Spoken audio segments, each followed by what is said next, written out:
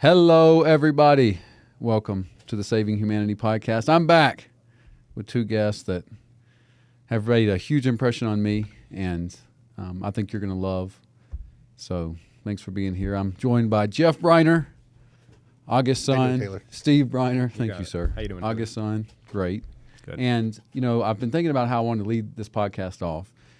And so often people talk about, hey, if I can do something for you, or we're here to help, we want to do something, you know, this is our intent, we have this kind of energy, you know, and then you actually live that. Like, you actually live it, Jeff. And that's why Jeff's here today. Okay. That's why you're here on the podcast. Really uncomfortable.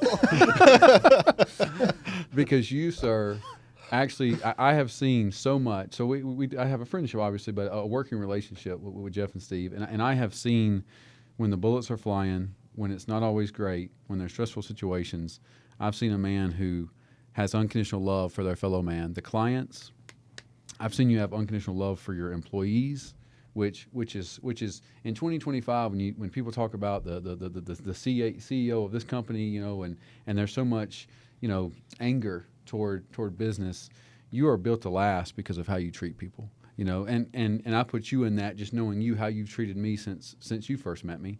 And there's so much talk about how to make things win-win for employees and owners and people, and you guys exemplify that. And I am as people know, a true free market capitalist, so I don't think you have to be any type of way. But I can tell you as a person, as someone that, like, I would be like, hey, I want to be like this. And also, if I had a sibling who had a special need, if I had a family member, a child, I would want these guys taking care of them. Jeff and Steve have a business here in Salt Lake area, August son, and we're going to get into all that and how it started and everything. But the reason you guys are here is because of how you treat people, and more importantly, what I've seen. Not because they're going to be on a podcast, not because somebody was watching, just how you treat people on a day-to-day. And because of that's why I wanted you here. The criteria to be on this podcast is I have to know the person pretty well. I have to, know how they engage with their fellow man, and be somebody that I would actually want other people to know about and support, and that's it. If that criteria is not met, then I don't, I think we should support people who we know try to do well in the world. And but August son, now you have a very successful company. You guys started. You assist individuals with special needs across a variety of abilities, nonverbal and some high-functioning individuals as well. I think I know a little bit, and I know you started it. How did you get Steve to come along on your journey? And talk about just sort of that process. I know a little bit, but it does, but just how did you get him involved in this? Well, Steve wants to be where the stories are. Okay. That's Steve's, and I know how to manipulate Steve yeah. a little bit, and I can only do it once if it's bad, right? But I can get it.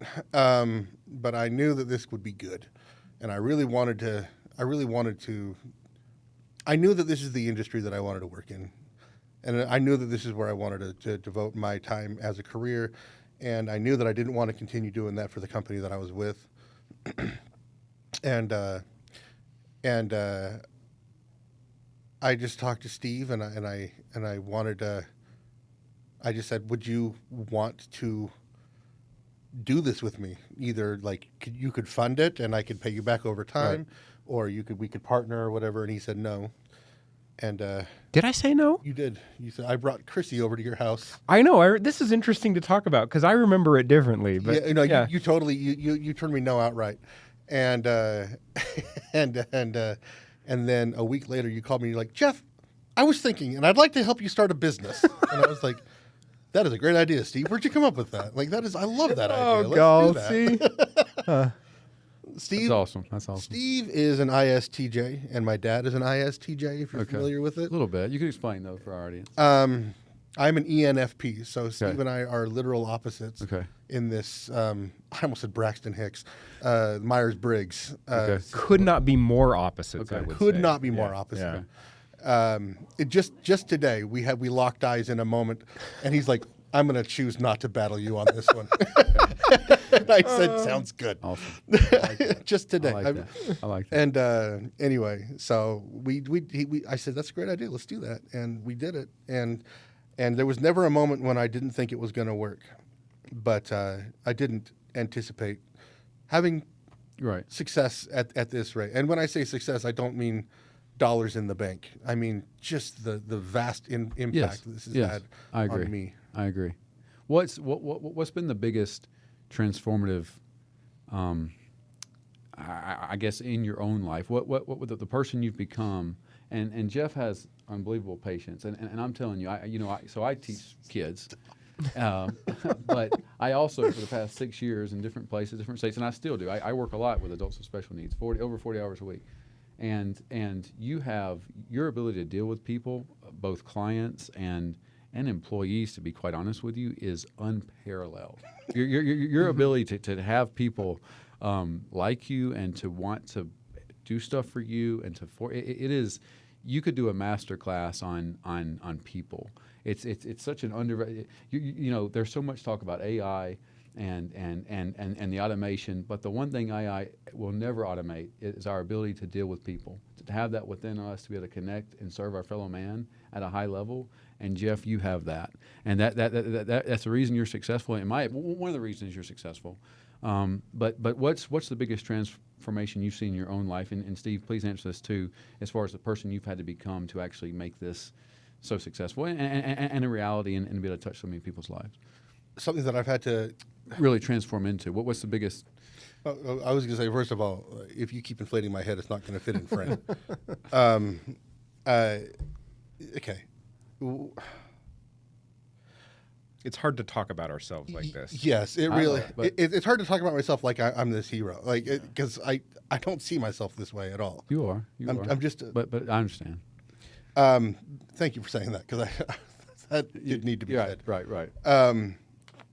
I think that the thing that transformed the most was just the evolution of stress, the evolution of my body's ability to manage stress. Okay. As I remember, the first stressful thing that happened, I called Steve. It's all happening. Yep. We're going down. We're going to be Right. dead. And Right. Life is over. And he's like, well, take some breaths. Right. And because he's been through Yes. this. Yes. With his other company Yep. that he's had, Which we're going to talk about. and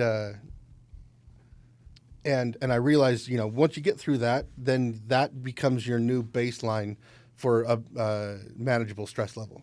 And then something else happens and it pushes it up slightly. And that's kind of been the theme that we started. In fact, if you read our website, that's kind of the thematic entrance into this industry, was that I wanted to create a kind of and this is largely influenced from my mentor in this industry, who was the owner of the previous company that I'd worked for, who in many ways is a wonderful mentor. And he was right about this, and that is that when you make an environment, foster an environment where a person is expected to exist at the edge of their comfort zone, then their comfort zone expands constantly, and you constantly can move them in that direction, away from their the center of their comfort. And Right. one day they look back and see where they are versus where they were. And that's what was that was my plan as a company. I didn't realize it was working in me. Did you? So you didn't. When we started this, you didn't see that happening. I did not expect foresee it. the stress. I did not foresee the stress. But now, I handle. He would be the judge, but I feel like I handle stress a heck You of a lot handle better. it better than me. I think you handle it better than me. At this. Better than I did is all I was going to say. And I tell you, a true sign of a man, of anybody, of integrity is during times of stress, how you treat other people. Are you a champion all the time or just when you win? And when I see you, and it's every single time, and it's every single time I talk with you, but obviously I see you, and you're always respectful, you're always kind, you always have such a good energy, and it just makes people just it almost makes and I've learned what I've learned from you is that and I try to embody that more and more in my own life and the different things I do, whether I'm teaching or where no matter what, I'm that person. I'm like the son. I just share freely, and I know I'm in penetrable, for lack of a better term. Even though I might be having stress, I don't show it. I've got that from you, and then it almost makes you like a cut above. I mean, people look at you different. You almost when you cannot feed into a negative thought or energy, when you kind of keep that, even when that stuff's around, when you keep that groundedness and that higher self, it is such an attractive quality that it almost makes you a cut above. I think people look at you differently, you know, and I think it's easy to give into that, you know. But if you cannot, maybe that's a sweet spot of life. But I've got that from you, a man who's, no matter what you're dealing with, you always share freely, you're kind, you have respect, you always thank me. I mean, you thank me for stuff. Taylor, thank you for being here. Thank you for doing it. And I'm just like, sir, thank you. And I know I just do this a couple of days a week. It's just part-time. I do a lot of other things. Obviously, I have a teaching career. But I look at everything like, you know, this is how I'm choosing to spend my time, and I'm going to make the most of this. And you're someone who, like, I really feel good about doing that for, because you just have such a good, appreciative energy. And at least me, and maybe I'm, you know, gullible, but or whatever. I don't think so. Like, I'm pretty good at reading people's energies. I'm going to always treat everyone with respect and kindness first. But I am capable of deciphering, like, okay, this person, you know, is someone I want to be around, and maybe sometimes you can't connect with everyone. So I admire you so much for that. Just my interactions with you, and I've seen Jeff in the line of fire and how he treats people, and it's so refreshing, and you know, it's a very high vibration. It's a very high vibration. So I feel like you're being too kind, and thank you. well, you're welcome. And Steve, tell us about you. So Steve he's one. So I, you know, think maybe I could change oil in my car. You know, like maybe I can fix a flat tire. Steve can do anything when it comes to actually like fixing. He has a mind like a savant, and I've encountered that when I've seen you work on things and how you are and how you can easily, whether it's fixing a van, fixing things around the company that you own. What was your background? Were you 7 years old out fixing stuff? Well, how did this coalesce for you to be able to just have that kind of mind? Yeah, exactly that. I went from the time I was little. If it had screws in it, those screws were coming out, and I was taking it apart. Yes, and that's what was going to happen. And that went over well with Uncle Mike. I broke so much stuff, man. I blew up the voltometer, plugging it into different things, and God, I filled up the stop and waste outside with dirt, and God, I flooded the whole garage, and so much stuff. And my dad was an auto mechanic in the Vietnam War, and so growing up from a little kid, I was always in the garage and kind of just watching him. And then when I turned 15, I was like, well, what? I really like cars, and I got into cars, and I liked fixing cars. I like taking things apart. I like taking something that's broken and fixing it and seeing that end result. And so, you know, I didn't know what I was going to do for a career with my life. I didn't really know what I wanted to do. And by the time I was 22, I had an associate's degree in general education, and I didn't know what I was going to do. I thought I needed to be a doctor or a dentist, because that's what everybody in my family. Jeff's dad's a doctor, and my dad went to dental school, and there was a nuclear physicist on that side of the family, and just very smart people. Yes. And I thought I needed to do that. Yes. And I got into calculus and organic chemistry, and I just realized that wasn't for me. And so I was like, well, what am I going to do? And I was like, well, I'll just be a mechanic. And so that's awesome. That's what I did. Well, you've helped so many people. Just I always say, like a mechanic, the people, two underrated professions people don't think about. A mechanic, and believe it or not, people who cut hair. If you can cut hair, you help a lot of people, because that's the presentation of someone when they go out in the world. And those two professions are so under. You know, I don't think people think about that, but I have a great respect for like people who cut hair and mechanics, because those of us who can't just do everything with the car, it's a lifesaver. And when you're so used to that key turning and that car cranking up, and then when it doesn't, it's a different feeling. And it's amazing how our brains take things for granted. Maybe that's a lesson about life, but we're so used to that key starting up, and then when it doesn't, you know, you can feel it, you know. And so I know you've helped a lot of people in that, and then what you're doing here and helping him with the capital, and just the whole thing that you guys have done is amazing. And you're expanding, you're not stopping. So there's two parts. So you're here because of the people that you are, but I also think you have a business savvy that most people don't have. I'll tell you myself, I had a business. I was in football, so I had a football consulting service. So I was a college football coach, and I had my first bout with cancer. I had to step away from the field, and so I didn't know what I was going to do. I couldn't walk. I was still getting treated for cancer, and I said, you know what I'm going to do?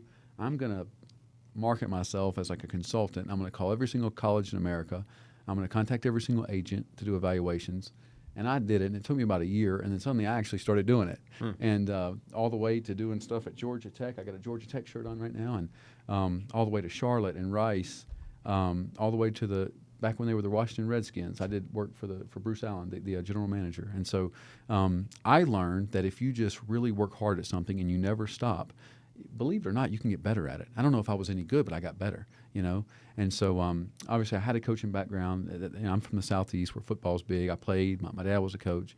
And then when I had my first time with cancer, I started my own consulting service.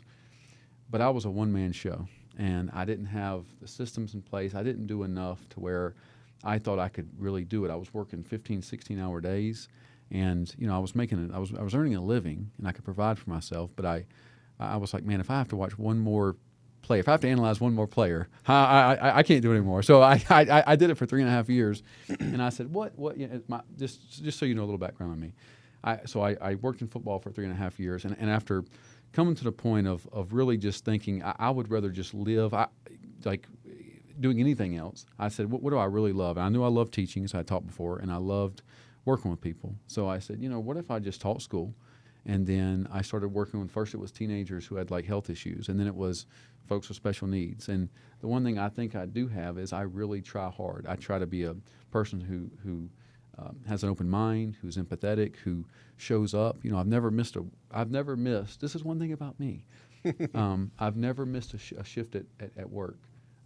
If you know, I wasn't even scheduled to come in, but I said, I think I could. So I called the man at the time, and they said, yeah, you can come in. And I was about 3 hours late, but I showed up.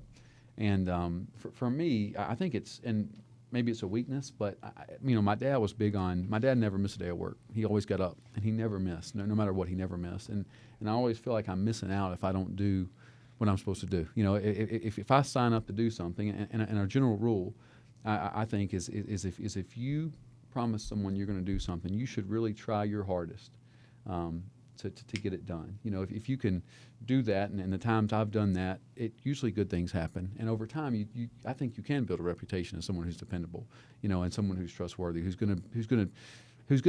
a person who does what they say they're going to do. I think is a beautiful thing, and there's no AI, there's no automation that can ever put that out of business, And if you become the person who really does that, then after a while, quality people will at least know, and you guys know that, because how many times, I'm sure, running this business, have you been exhausted, tired, didn't feel like doing something, but you went and did it anyway, And there's a coach, he has a famous saying: discipline is doing the things you're supposed to do, whether you feel like doing them or not, and not doing the things you shouldn't do, whether you feel like doing them or not, And when I see you and how you guys have done this, and it's constantly like, hey, we can work on this, we'll see what we do. I know you don't always feel like looking at stuff. I know you don't always feel like dealing with an issue, but you never back down. You always show up, and those things are beautiful. There's something universal when you see a person just go all out on their journey, and their purpose in life, and just say, hey, here I am. I'm not backing down, And that is the divine, if you will, So let me mention one thing about something you said. You said you got into football and you just decided you were going to advertise yourself as a consultant, right? Mm-hmm. So I think once we understand that none of us know what we're doing. Like none of us know. Like I didn't going into this business, we had no idea what we were doing. Right. I didn't going into auto mechanics, I had no idea what I was doing. Right. The first car I worked on in college, I bought an '89 Ford Tempo, and I was going to fix it up. It was really in bad shape. It didn't run. I bought it for like $200. I bought it. I went through 2 years of automotive school, and at the end of those 2 years, I'd spent probably $4,000 of my own money on it, and I abandoned it in the Salt Lake Community College parking lot, and I never saw it again because it ran that poorly. It was so terrible That is after hilarious. I'd worked on it for those Yes. 2 years. None of us know what we're doing. Yeah. So if you don't know what you're doing, you're in good company. Yeah, but here's the thing, though. There's an important principle in that. And actually, this is something that I learned from an old friend of mine named Craig that I just really love. And he's one of the smartest people I've ever met, as far as peers go. He said, if there's something that you want to do, do it. Just start doing it, and eventually money will follow. Yeah. Is what, because the theory is that just start doing it, and get your 10,000 hours. Once you get that, you're a master, and people will be knocking down your door to get your service. And So true. So he was true. right. That's actually a really important principle that I've took from him. I've been sharing that with my kids, and that's what both of you, pardon me, have just described. Yeah, just do it. Something you want to do, If you start don't know doing what it. to do, just go do it. That's awesome. Yeah. See that right there is the 10,000 hours. Something I think is just being a coach and knowing about like working a player as far as reps and everything. It really is that you don't do something till you get it right. You do something till you can't get it wrong. It's a sports mentality. But even working as I I've spent hours and hours working with adults with special needs. My ability to not react, to just think, to not get in that fight or flight, and just be like, okay, this person's doing the best they can. Let me, and just handling that, it like you really transform yourself. And one of the reasons I want to have you guys in, and we can talk more about the business and the mechanics of it and the systems you have in place, but also just I can't think of a more transformative career than working with adults with special needs, and that's so cliche. And when you watch this, or if this is a clip. But until you really do it and you really actually try, not just do it and say, but when you actually try to positively affect individuals with special needs and you go down the list of things that might happen during those interactions and sort of the unpredictable circumstances, has that what have you learned from that, Jeff? Is there anything that you've obviously, I'm sure that there's a funny story. No one names or anything. But, Oh but my is How many? I know, and we can talk about the stories you have. But what have you learned from working with adults with special needs? Everything that you just said is so key. You develop the ability over time to kind of step outside of your natural inclinations, your natural reactionary inclinations, and assess, and just and what you said, like, okay, so this is what's happening right now. It's not his fault. He's just, if he didn't have autism, I wouldn't be here. Right. I wouldn't have a job. Right. So Exactly. this is my job. This is what we do, and Right. let's get to the bottom of it. Yes, Right. he's swinging fists at Right. me. Yes, he's trying to bite my arm off, and you Yes. know what? I don't like that, but Yes. I don't have to act like I'm in a fist fight. Yes. I can just kind of Yeah. Right. take it easy here. Right. That non-reactive, it will change your life because you guys know Viktor Frankl. He always says it's that time between stimulus and response. When something happens and then how you respond.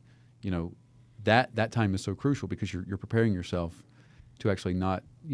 For your response is everything. And when that cortisol is pumping through your body.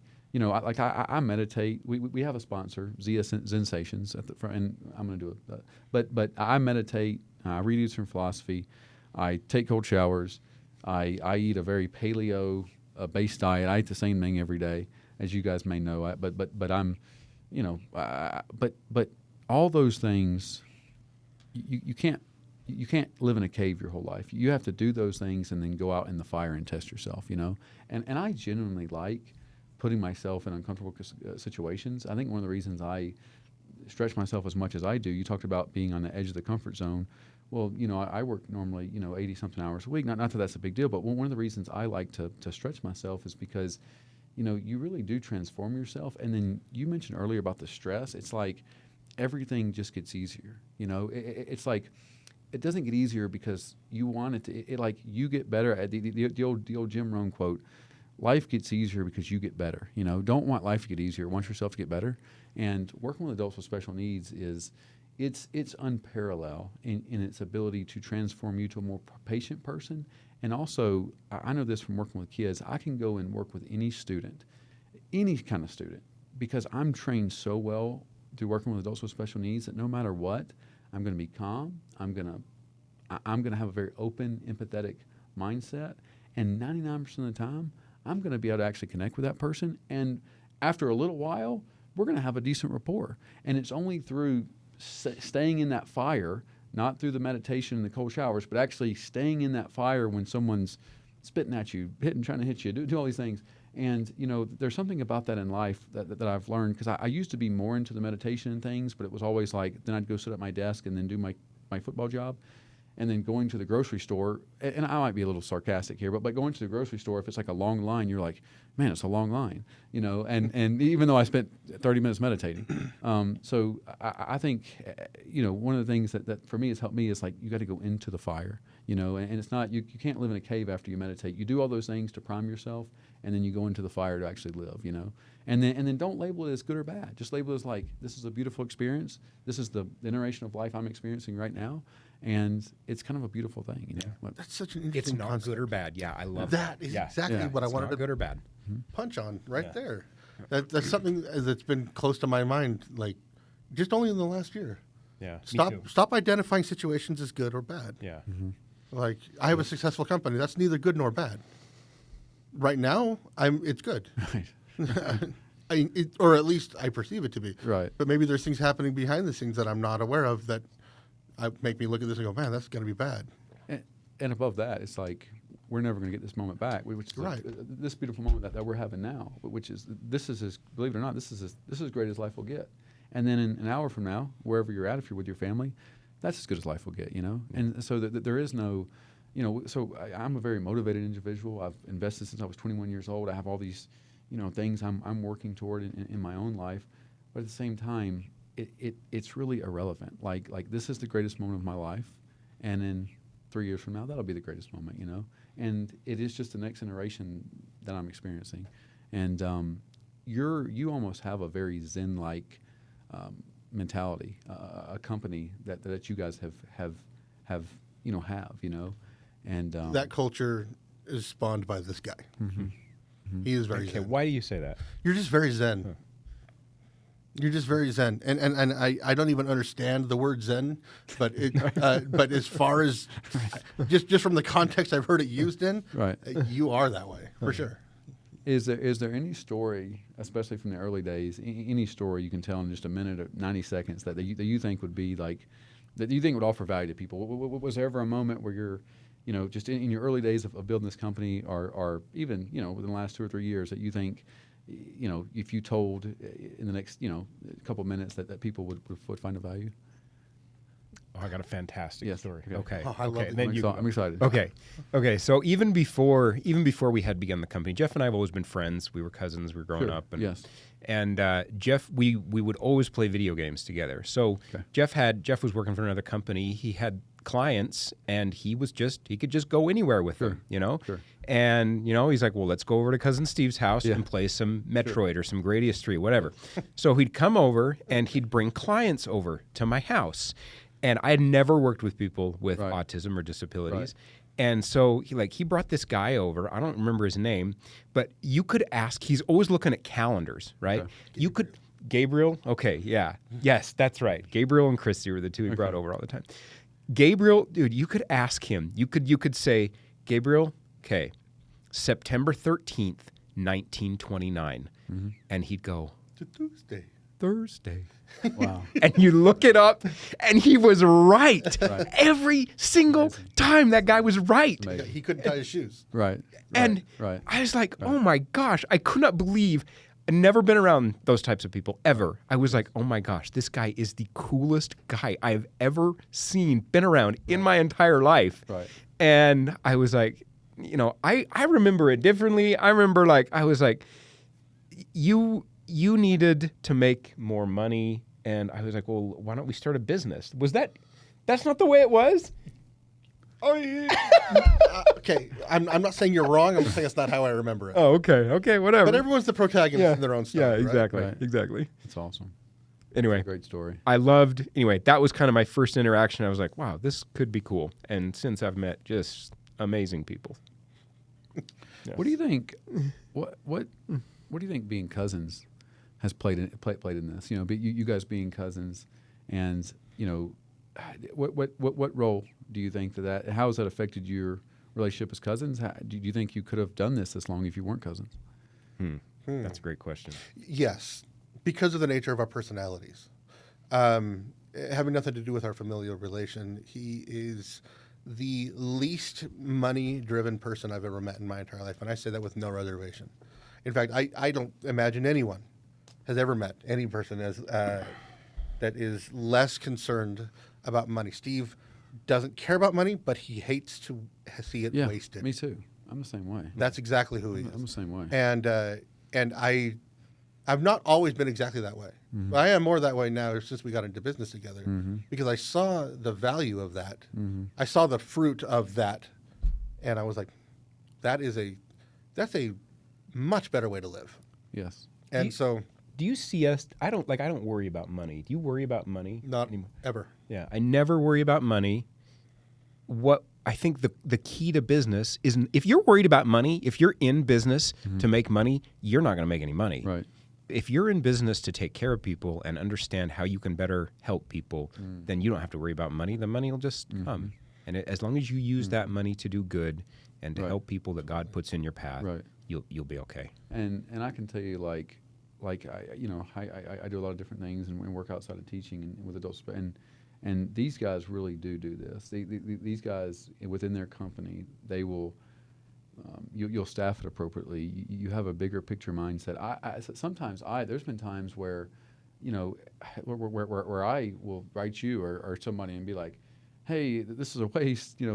I feel like this could be better. This person's leaving. They're not showing up. The stuff like that. I think it's a ground in like with resource. I think we as people, we owe it to the world. And I am a free market capitalist who is not a fan of any sort of government regulation. But on a personal level, it's like we should be caretakers of the stuff. We should never waste resources. Yeah. If we're doing stuff for somebody, we should not take it for granted, and we shouldn't use and abuse. And some people are dialed into that, and some people aren't. And the only time I really have reached out to you about anything was about when I see the waste, and when it's a person who's not doing what they're supposed to do. And by not doing, I mean it's like they're leaving or they're, doing something that's egregious to the point of there's a visceral reaction in my body where I'm just like, this is repulsive, because this is wrong. This could go to somebody else who deserves it, or it could go to nobody at all, or it could go to a different aspect of resources.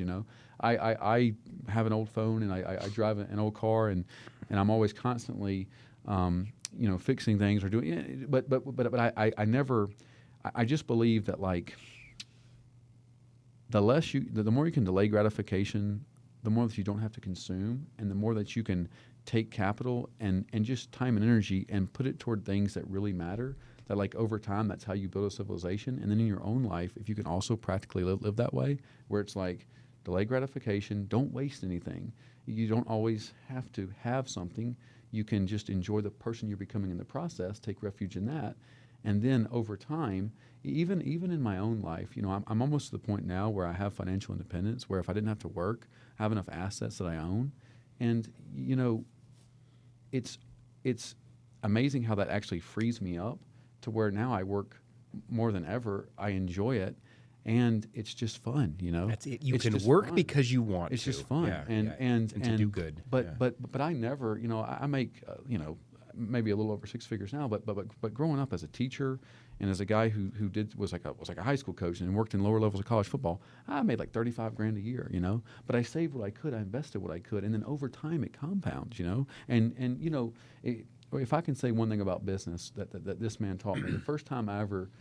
A mindset that this man taught me was he doesn't think about money. He thinks about assets and asset allocation, and it's so true. It's so true. And anybody who's successful really can scale something talks that way.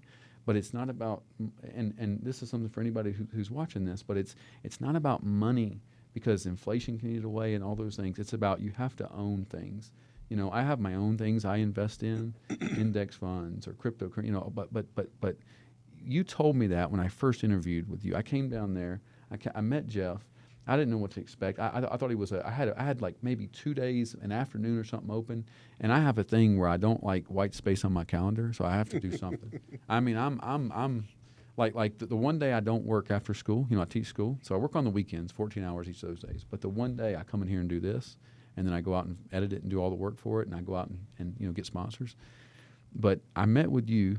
I had a couple days free, and unlike any conversation I've ever had with anybody, and the moment I realized, they always say, there's a quote, real recognizes real. And I was already, on my journey. And sometimes when you go and you just talk to different people, you don't, but when you talked like that, I was like, this guy's on a different mindset. You know what I mean? Where this is someone who actually knows. When you spoke that way to me, and you're like, I don't think about money, I think about asset allocation. I'm like, and I started telling people that. Don't think about money. I don't remember this. Think about assets. First time we ever met back in 2023 or whenever. But That's classy of me to talk about my investment portfolio in an interview. You have. Let's talk about this real quick. What's one message you'd like to tell a parent, someone who has a sibling, who has special needs, a family member? What's one message? It can be as it pertains to you and August's son, and these guys are the leaders in care here in Utah, but it could just be a message in general. What's one message you would like to tell parents or a family member?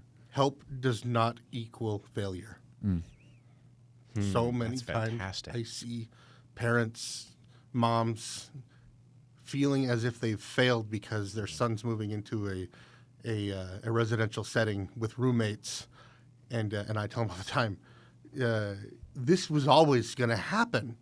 Because, if you really want to get into the depths of it, I don't know how much time you want to give me on this answer, but there's a certain point in adolescence and post-adolescence where especially males, but also females, almost to the same degree, they come to understand that it's not okay for them to live with their mom and dad. It doesn't matter if they're sitting in a chair and you have to wipe their chin. You know what I mean? Right. It doesn't matter if they are on a soft food diet and have never said a word in their life and are blind and deaf. Right. They know instinctively that it's not okay to be in the nest. And so this is always going to happen. So the message I would give is you didn't fail. You're not less than. You didn't achieve less than you should have. You didn't drop the ball somewhere because we're here. You're a warrior. These women, these mothers, these parents, these siblings, the brothers and sisters of these individuals, especially the really difficult ones, are battle-hardened warriors who have a complex of failure when they should be standing on a victorious battlefield. I mean, like, they're incredible people. Yes. And even the ones that I have hated working with, I still have to acknowledge. Right. You're a warrior. Yeah. You got here. Yes. Yes. That's awesome. Not a failure. That is. Mom guilt. Mom guilt is a real thing. Sure. Yeah. Yeah. It's there's something to. Yeah. Yeah. I think we all as humans we all want to, I think, do our best. And then I know when it comes to family, I don't have any children, but I even see it with my own mom and dad. I think that love, that unconditional love, it really lasts a lifetime. And, hopefully. And it can be it's a very interesting thing of how you evolve and how you age and sort of how that relationship for maybe for a child who's healthy and who can, who has a certain ceiling or ability, how that can change, and then maybe as someone ages and their child has a special need, how that can go. It's quite a unique situation, having witnessed that in different ways as far as the aging process of a parent and how someone like yourself can add value, to them because they can. Assist that individual, love that individual, and then, make it win-win for everyone, And a few more things to talk about here, and I got these. If you could go back and tell your younger self, and this is such a cliche question, if you could talk to your younger, I ask this because you guys are both, first of all, you treat people very well. Steve, how you've treated me before you didn't know anything. You knew me as a guy who just showed up and there's a lot of great people who work with folks with special needs, and then, you know, there's people who are on different journeys in their life. And you didn't know me from anything. You don't know my investment portfolio. You don't know I don't care. I went to grad school. I do this, or I had a career in football. You just treated me with kindness and respect. I met you And putting a dishwasher you in. were putting a dishwasher in. I was working on a house I never worked in, and I had like 3 clients. I was like, no, I don't know if I'm doing what I'm doing. And you're like, you're doing great. You're doing great right now. And I was like, really? Thank you, sir. And I didn't know who you were. I talked to him for an hour and a half. Didn't even know who he was. and He's just the repairman. but what would you tell? And I think I can learn from. I asked this so I can learn from it, and then the folks listening. What would you tell your younger self? You know, your 20-year-old self. Oh, man. So later in life, this is a recent thing. I was diagnosed with narcissistic personality disorder. Okay. When were you diagnosed with this? Like 5 years ago. Okay. That is and- okay. Okay. And I was in denial. I was in As denial.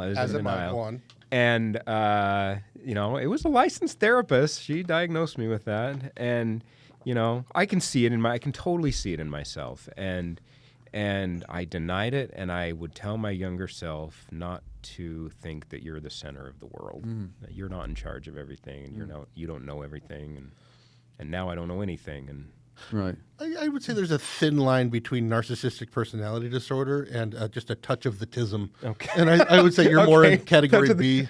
Jeff, I do have autism. Jeff has always said that I do have autism, and I can see that in myself Just too. a little tism, no big deal. I tell you what, this was great because as someone who, if in theory you were diagnosed with narcissistic personality disorder, you exhibit none of those qualities. You're so kind. You have such a good energy, and so. Well, not anymore. Well, you know what too is that we were talking about this earlier about dealing with stress, but because we can think and we know that we're thinking, you know, we can rise above things. Like nothing ever has to be a certain way. Our brain is so complex that like if you literally just focus on improvement at something, you will improve. It is almost impossible if you have a conscientious, present mentality to actually improve something. You will improve, whether it's a depression, whether it's some sort of mental challenge that you're working through. You can find ways to improve, you know, and that's an underrated thing, but it's so true. Of you can take almost anything, and not that it's going to be all rainbows and lollipops, but if you're present and really focus on improving at something, the world has unlimited possibilities, you know, and so that's just my thoughts on that. What advice do you have for your younger self, Jeff? Stop trying to dance to everybody else's rhythm. Mm-hmm. I came home from my LDS mission, and I was like, well, and now my responsibility is to go to college and get an education and turn that into a career, and that turned out to be just a porridge of disastrous results that I was wading through, and I hated it, and I kept trying because that's what you do, and eventually I just felt like I spent a decade just feeling like I'm just a complete failure. I don't have a career. I just work for people, and I make what I can make, and I get all excited. Oh, I got a 45-cent raise this next pay period coming up. That's gonna make all the difference in my life. And eventually, I decided that when my wife got pregnant with twins, which is babies 3 and 4 for us, I'm like, $11 an hour isn't gonna make this work. Right. And it's not working now. Right. But it's certainly going to be worse now, and I had to do something more nuclear, and then I got this business started, and it was working, and I was 35 years old, and 36 years old, and the company's operating, and I'm starting to finally feel like I'm working at what would be a career rather than a job. Right. And I look at all my friends, and they've been in their careers for 10 years. Right. And they're all, and I just, that old feeling of feeling like a failure came back again. And that went away eventually. But that was a really hard thing to get through. Right. And looking back, I wasted so much of my emotional energy feeling like I was a failure and worrying that I would amount to nothing and wondering why my wife would even be seen with me. And, she has her own issues, obviously low self-esteem or something, but I would say, calm down. You're not here to do what everyone else says you're supposed to do. You're here to do what you want to do, Right. what makes you happy, and what's going to be a blessing for your life. And I found that, and now I just feel silly for ever doubting I would. Can I ask you too something you talked on earlier? Let me know if this is too personal, but you're growing up the son of a doctor. Did you ever feel like your dad was? Did you feel that the heaviness of your dad being a doctor and you sort of working with special needs and what was that? What was that relationship like growing up, and then what did it evolve to? Can I take a little more time on this? Yeah. Is it okay if I share a story about Uncle Mike? Possibly. Yeah. We can always edit It, this. it's not a bad thing. Okay. Yeah. Go ahead. It's a story my dad told me. Okay. Okay. So my dad was an MD, and his dad was an MD, and I'm the only son of my father's. Okay. I have 4 sisters and me, Yes. and so I always felt like I would be a failure if I didn't move on in the family footsteps and become an MD. And that's when I started college. That's kind of the direction I felt like I had to go, and I was just so disappointed in myself. Again, feeling like a complete failure. Right. But then I remember a story my dad told me once. My dad, he's a hard character. Again, he's he's a hard character, and but he has little moments interspersed of brilliant light and soft and kind things that he will share and do with you, and I got the majority of those because I was the only boy. Right. And I was my dad's little boy, But the story he told me was that his brother, Mike, he confided that he had always wanted to be an auto mechanic. It's what he always wanted to do. He loved it. He loved the idea of it. That's all he wanted to do. But he felt like with his father being an MD, his brother being an MD, his other brother being an astrophysicist or whatever the heck John did, and no shortage of advanced degrees and high profile careers.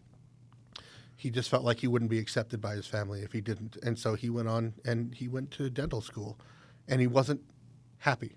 Right. And he never became a dentist. Right. I hesitate on that, saying I have a terrible wasn't gonna relationship. say that. Oh, I know. I have a terrible relationship with my father. Okay. But I have the hope that someday we can make it better. Right. So, yeah. I wasn't going to say that. I was going to, but I'm glad that you said it because it gives context to the topic. But and the moral of the story was, I think, pretty clear that don't do what you think other people want you to do, because the reality is nobody cares. Right. Yeah. Most people don't care. No. Yeah. Steve would love me Right. if I was a janitor Yeah. or if I was a high-profile 100%. medical doctor. We would still hang out and play Gradius 3 on a Super Nintendo. 100%. And it wouldn't make any difference. Yes. You would still partially erroneously consider me to be a person of high caliber. 100%. And that doesn't affect me. Anyway, the moral is I learned that lesson early on. Yes. And I appreciated that. I have a cousin who's an aerospace engineer, and he was telling me all these things. He kind of had he turned 30, and he was having some challenges, and he was like, but I want you to know I'm working for NASA now. I'm doing. I said, listen, man, it doesn't matter. There's no accomplishment you're ever going to have that's going to make me look at you any different. You're going to be that little 6-year-old kid. I'm 6-7 years older than him. That was just running around, just following us around. It's never going to change. And there's something about family. There's something about having that unconditional love. I can relate so much. I come from a family of engineers. My brother's an aerospace engineer. Scored perfect on the math part of the ACT.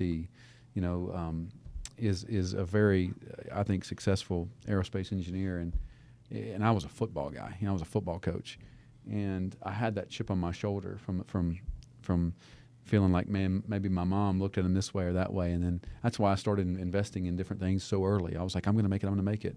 And I'm glad I did that, because it does give you the freedom thing, and it does turn you into someone who loves to work and can do things. But then does it even matter? Am I somehow more valuable if I work this much or that much? And you realize there's something to just loving yourself and loving the moment and not needing to show anybody anything. And maybe that's true enlightenment. I think we should produce and create and do stuff, I think that's beautiful. And expand ourselves, as you said, on the edge of the comfort zone.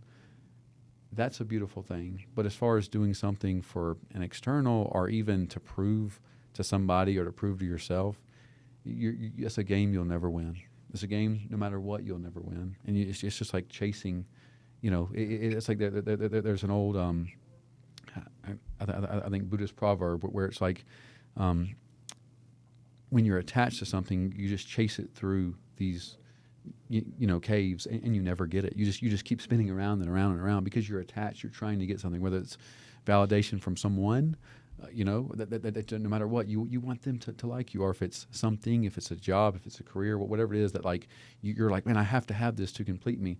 It's this never-ending loop of like you're not enough, instead of just being like, hey, life's beautiful right here, right now. Materialism causes unhappiness. Yes, sir. It really does. It does. I think it was Bob Marley who said something to the effect of, if your whole idea is to make money, money is just numbers, and numbers go on forever, so you'll never be happy. And think about this, and I'm proud of the work I've done, and I'm proud to, have a sense of freedom and things. But in 100 years, whoever's living, when there's pet robots everywhere, they're going to have a lot higher standard. You're making $300,000 a year, you're doing great. But then 100 years from now, the person that's making, the bottom 10% is going to live a lot, higher. Yeah. So everything's relative. And so the cool part is the person you become in the process, and then having awesome people to sort of surround yourself with. Maybe that's, maybe that's the beautiful part of life, and, but you guys are awesome. Thank you for actually taking the time for this. And these guys are genuine, authentic human beings on a level of which is truly humbling. And I hope I work to be that way. I see the same thing in you. Yeah, for sure. Well, like 100%. I'm like, you, where's the pot and the kettle in this?